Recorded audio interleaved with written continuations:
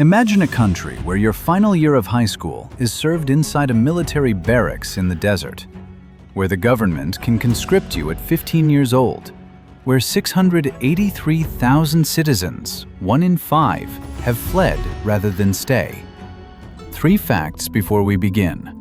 1. Eritrea has the second highest modern slavery rate on Earth. 93 out of every 1,000 citizens, Global Slavery Index. 2. Eritrea ranks 181st out of 180 countries on the World Press Freedom Index, dead last. Behind North Korea, behind China. 3. 16 journalists sit in Eritrean prison cells right now. Not one has been charged with a crime, not once, in 24 years. This is Eritrea, a country that bled 30 years for freedom, then built a prison for its own people. Real Life in Eritrea 2026 starts now.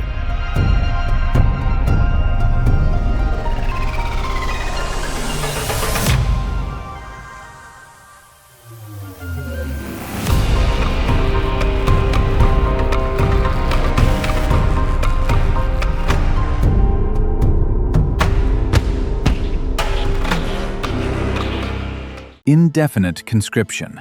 Stand at a checkpoint somewhere in northern Eritrea between 2 highland towns. The road is unpaved, the air is thin. You are at 2,300 meters above sea level. A man sits on a plastic chair in the shade of a corrugated iron shelter. He wears military fatigues. His rifle leans against the wall beside him. He is approximately 30 years old. Ask him when he joined national service. He will say, 2012. He was 18. Ask him when he expects to be released. He says nothing, because there is nothing to say. His name here is Jonas, not his real name. Real names in Eritrea carry consequences. This is not a soldier at war. This is a civilian conscript held in service for 13 years. At a checkpoint on a road that sees few cars, for pay that amounts to approximately $1.50 a day, according to data documented by Human Rights Watch. No end date, no appeal, no court. 100,000 feet, moving in perfect, silent formation toward platforms that will carry them to offices where the lights have never fully gone off. This is not rudeness. This is discipline. In Japan, not imposing yourself on others, not making noise, not taking space, not forcing your presence on strangers is a form of respect so deep it has been built into the architecture of daily life. It is also, at its extremes, the architecture of something darker. In 1998, Eritrea went to war with Ethiopia over a disputed border. The government declared a state of emergency and extended service indefinitely. The war ended in 2000. The emergency was never lifted. The extension became permanent. An 18-month obligation became for hundreds of thousands of people a life sentence without a trial, a judge, or a sentencing date. In 2016, the United Nations Commission of Inquiry on Eritrea examined the system in full. It named what it found. The word it used was enslavement. Sit with that. A formal UN commission, official terminology, enslavement. Approximately 200,000 Eritreans are in active national service at any given time, according to Amnesty International. Men and women, ages 18 to 50. No exemption for conscientious objectors. No exemption for parents of young children. The government extends service without explanation.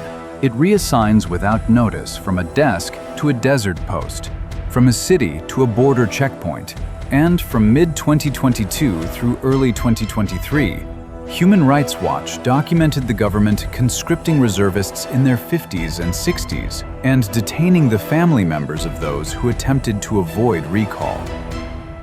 You work where Eritrea sends you.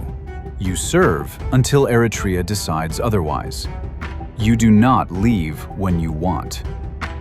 And here is what your government in the West knows about this. everything.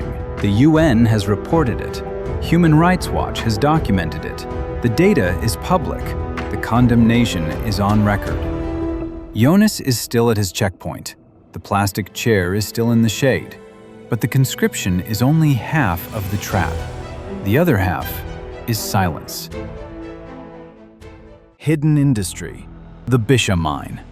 Stand in the Bisha district of northern Eritrea, scrubland, rock outcroppings, heat that rises from the earth as much as it falls from the sky.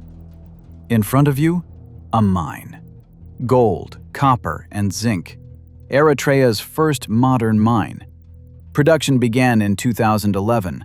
For years, it was 60% owned by Nevsun Resources, a company headquartered in Vancouver, Canada. The Eritrean state owned the remaining 40% through its National Mining Corporation. Mining in Eritrea accounts for over 90% of export revenues. The Bisha mine is the center of gravity of that economy. Now ask who built it.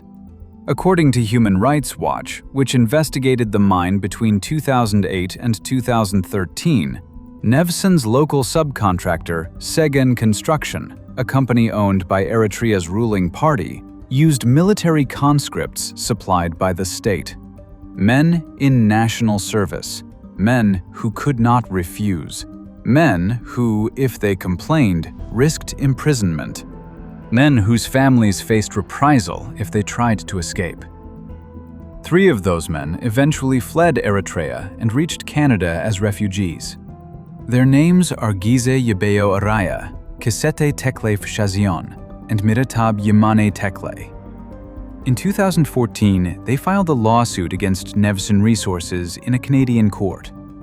It was the first case in Canadian legal history where a company was sued in Canada for human rights abuses committed on foreign soil and allowed to proceed.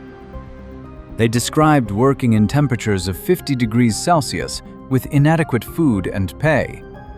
When they tried to rest, they were, according to their sworn testimony, beaten with sticks, tied up, and left lying in the sun. Their wages? Approximately $30 to $40 per month. The market rate for equivalent mining labor in the region? $400 or more. The gap, roughly 90% of a fair wage extracted by the state from conscripts who had no choice at a mine co-owned by a publicly listed Canadian company trading on North American stock exchanges. The Supreme Court of Canada in 2020 ruled the case could proceed under customary international law's prohibition of forced labor. The case was settled in October 2020 for an undisclosed amount. Amnesty International called it groundbreaking. Nevsun Resources was subsequently acquired by Zijin Mining Group of China. The mine now operates under Chinese and Eritrean state ownership. Look at your phone. Look at the laptop or screen you are watching this documentary on. Gold from Bisha enters global commodity markets. Copper enters electronics supply chains. You do not see where it started. You do not see the conscript who worked the shaft for $30 a month, who was tied to a post when he rested, who could not speak to a foreign visitor about what was happening to him. The Bisha mine is not an exception. It is the surface of a system that runs the entire Eritrean economy on forced, underpaid, coerced labor extracted from people who had no choice to begin with, because they completed their last year of school at Sawa and have not been free since. The label does not say, built with enslavement. It never does. Daily life. You have seen the structure. Now walk through the city it produces. Asmara, elevation 2,325 meters. The air is cool, even in summer, cooler than most African capitals by a margin that surprises every visitor. Wide, tree-lined boulevards stretch in every direction. Art Deco facades in pastel plaster face each other across avenues the Italian colonial architects laid out in the 1930s. Coffee bars with original Italian signage still hanging above the door. At 7 a.m., The city hums with the quiet of people who have learned not to speak too loudly in public. You stop at a corner bar. You order a Mikado, the Eritrean macchiato, pulled from an Italian espresso machine, served in a small glass with a precise pour of warm milk that just barely clouds the dark coffee. Cool morning, 2,300 meters, and a cup of espresso that costs 15 cents USD. The exact same pull costs $5.50 at a specialty cafe in London. Its documented function, per Human Rights Watch, the US State Department, and Japan's own Ministry of Health, Labor and Welfare, a mechanism for importing captive, low-cost labor into industries that Japan's shrinking domestic workforce will not fill. Approximately 340,000 TITP workers are in Japan at any given time. They arrive from Vietnam, Indonesia, the Philippines, Cambodia, and Myanmar. Agriculture, garment manufacturing, food processing, construction, electronics assembly. On top, slow-cooked lamb, spiced with cardamom, berbere, and clarified butter, reduced until the sauce goes dark and thick. You tear the injera, you scoop, you eat from the same plate as whoever is beside you because in Eritrean culture, the shared plate is not optional. It is the meal. Total cost at a local Asmara restaurant, 50 cents. For 90 cents total, you have had 2 meals and a coffee in a UNESCO World Heritage City perched above the Red Sea. Compare that to $12 for a mediocre coffee and pastry in New York, or $14 for a sandwich in central Paris. Getting around Asmara means the blue and white contract taxis, shared cabs running fixed routes through the city, 4 passengers to a car for 15 cents per ride. No app, no meter. You know the route and you pay when you arrive. The math of Eritrea always lands the same way. Everything is extraordinarily cheap because the wages that buy these things are stripped to their minimum. A conscript in civilian service earns the equivalent of approximately $45 per month. The economy is precisely calibrated for that income. The beauty of the arithmetic conceals its violence. Asmara feels like a city out of time. The buildings say 1935. The espresso says Italy. The injera says the Horn of Africa. The silence in the streets says 2026. Would you eat street food in Eritrea? Drop yes or no in the comments right now. The social hierarchy is explicit and documented. TITP workers cannot organize, cannot appeal through normal channels, cannot leave without catastrophic personal cost. They sit at the structural base of a labor system that produces polished, precision-engineered products for global export and relies on captive migrant workers who have no legal power to refuse the conditions. Look at the label on your Toyota, your Sony headphones, your Uniqlo jacket.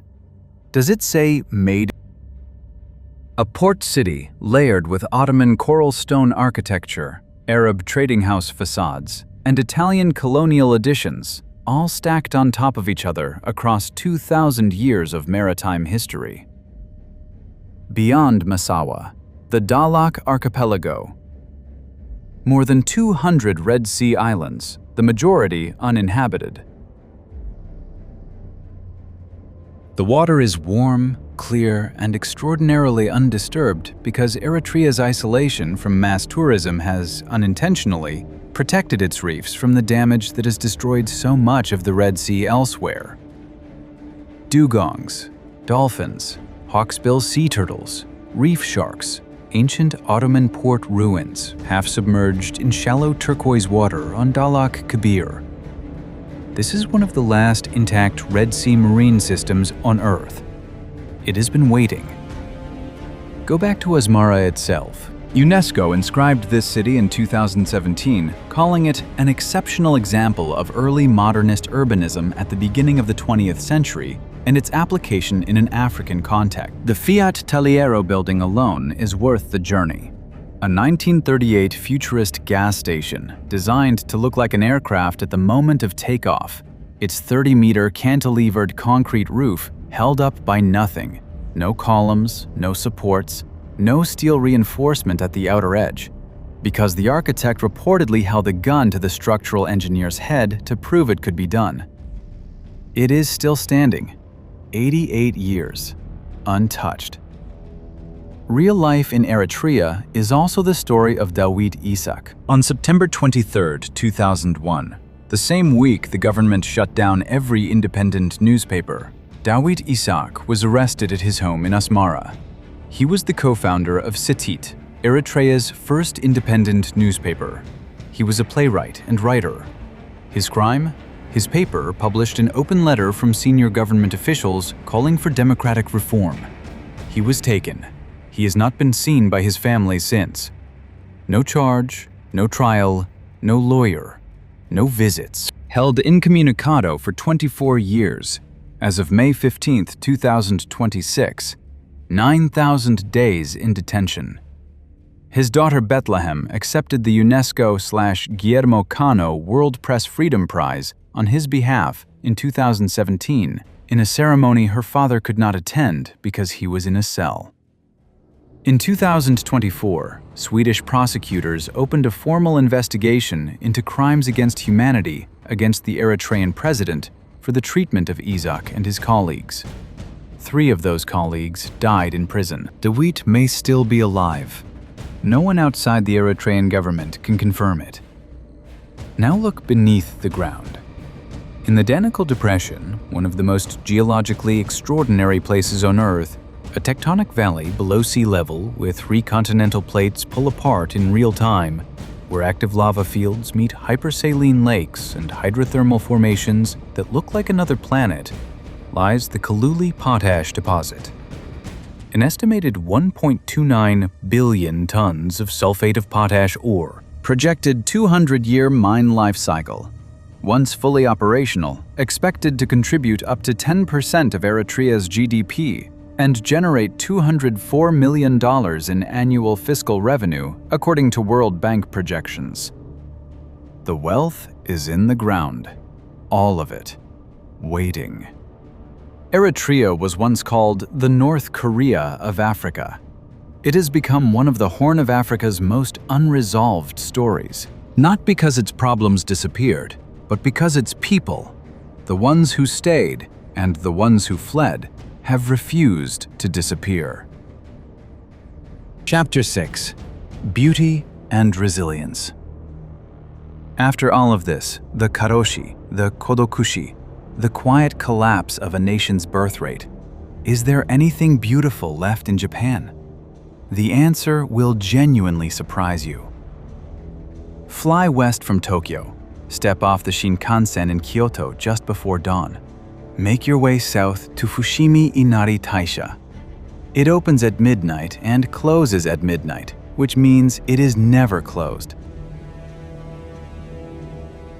Built by the same hands that fought a liberation war. Every number in this documentary is verified. Human Rights Watch, the United Nations Commission of Inquiry on Eritrea, UNHCR, the Committee to Protect Journalists, the Global Slavery Index, UNESCO, the World Bank. Sources are linked in the description. Verify them yourself. That is not optional. That is what watching a documentary responsibly looks like. Eritrea has approximately 3.7 million people. They are not a statistic. They are a civilization ancient, layered, Christian and Muslim, Tigrinya and Tigray, and Afar and Saho, navigating a system designed to extract everything they have and leave them nothing to say about it. Real life in Eritrea in 2026 is not a historical tragedy. It is an active one. Dawit Isaak is in the cell right now. A teenager is finishing high school at Sawa right now. Someone is crossing the border on foot tonight. Eritrea does not need your pity. It needs your understanding. What would you do, genuinely, if you had been born into Eritrea? Leave your answer in the comments. I read every one. If Eritrea has changed how you see the world today, subscribe to Real Life Files. We're documenting every country on Earth. No scripts, no filters, just the truth. New video every 3 days. Next time on Real Life Files, we go to Papua New Guinea, where over 800 languages collide in a landscape of extreme geography, where deep-rooted tribal traditions often operate outside the reach of the state, and where the struggle to balance immense natural resource wealth with the challenges of infrastructure and modernization is writing a story unlike any other in the Pacific. Papua New Guinea, next.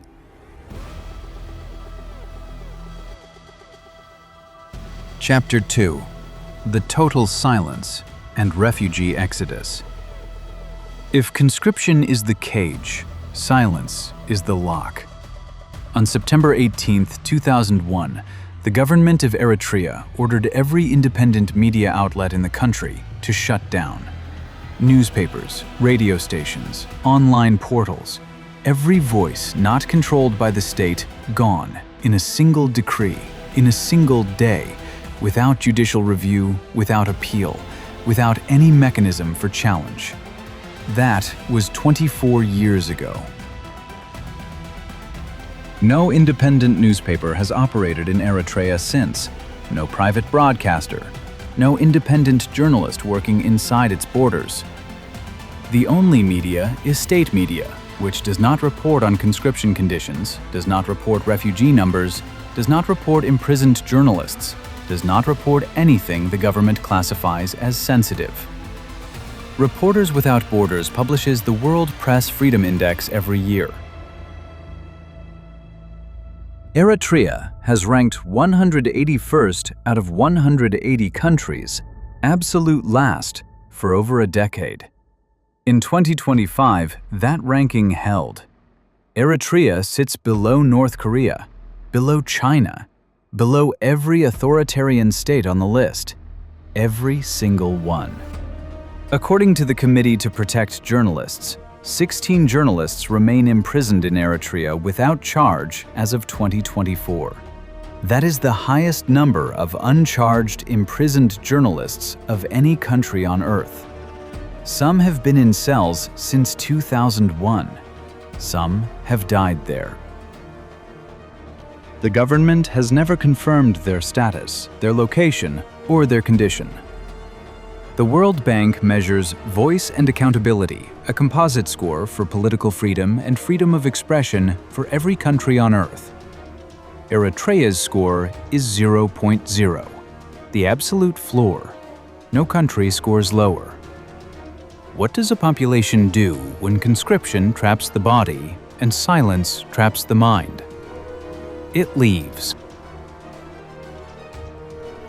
The UN Refugee Agency, UNHCR, counted more than 683,000 registered Eritrean refugees and asylum seekers globally as of 2024. That is approximately 17% of Eritrea's entire estimated population, 1 in 6, gone. In the decade between 2014 and 2024, Eritrea's global refugee population more than doubled. At the peak in 2019, 6,000 Eritreans were leaving every single month, crossing desert borders on foot, moving through Sudan, Ethiopia, Libya, risking the Mediterranean, risking detention, risking everything. Forcibly returned Eritreans face persecution, arbitrary detention, and documented torture, according to Human Rights Watch. To return is, in many documented cases, to disappear. Tokushu Seiso, special cleaning companies that sanitize apartments where decomposition has occurred. The industry generates approximately 30 billion yen, $200 million per year, a growth sector. In one of the world's wealthiest societies, cleaning up after people who died unnoticed is an expanding business. That is not an abstraction. It is an economic indicator. The case that crystallized the national conversation. An elderly woman in Tokyo, dead in her apartment. Chapter 3. The school that is a barracks. But now we reach the fact that has been waiting since the beginning of this video. Go back to the beginning. Not to the checkpoint where Jonas sits, not to the media decree of 2001. Go back further, to the moment before the conscription starts. Go back to school. Deep in Eritrea's western lowlands, approximately 350 kilometers from the capital, Asmara, near the border with Sudan, in a flat depression where summer temperatures reach 40 degrees Celsius, there is a facility called the Sawa Defense Training Center. It is a military base, and it is also where every single Eritrean secondary school student completes their final year of schooling. Every student, grade 12, no exceptions. You do not stay at your school in your hometown. You do not finish your academic year with your family nearby, your teachers who know you, the classmates you grew up with. The state transfers you to Sawa. You wear military uniform. Between academic subjects, you conduct weapons drills. You live in barracks under military command. When the school year ends, your graduation does not send you home. It feeds you directly into national service. According to Amnesty International, children as young as 15 and 16 have been processed through this system. The program has operated since 1994. It has never been paused, reviewed, or reformed. Every year, another cohort of Eritrean teenagers finishes childhood at a military base. The UN Special Rapporteur on Human Rights in Eritrea documented in 2024 that sexual harassment and sexual violence against female students at Sawa continue in a context of complete impunity. Girls travel to Sawa to finish their schooling. What happens to some of them there is documented. No authority investigates it. No journalist is permitted to report it. No law protects them. There is no opt-out. There is no minimum age exemption. There is no appeal. Now, here is the paradox that should stop you where you stand. Eritrea's independence movement, the Eritrean People's Liberation Front, the EPLF, fought its 30-year liberation war with a founding commitment to education. Schools were built in the field during active combat. Children were educated in mountain caves and bombed-out buildings because the liberation movement believed that a free Eritrean people would be a literate people, not a conscripted labor force serving a foreign power. The movement that built schools in wartime to protect children from conscription is now the government. And that government uses the school system as a pipeline into indefinite military service. He has never had a sexual relationship. When you ask him about it, with the indirectness the culture requires, he does not appear distressed. It seems unnecessary, he says. A lot of pain for something that does not seem to be required. Kenji is not unusual. Kenji is a data point. Japan's National Institute of Population and Social Security Research has documented this with clinical precision.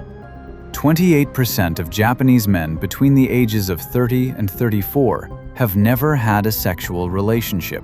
The Liberation War is history to them, and yet here they are. Same barracks, same drills, same destination. The fight for freedom produced a system that has never been free. Should any government have the right to conscript its citizens indefinitely, no charge, no trial, no end date? Drop your thoughts below.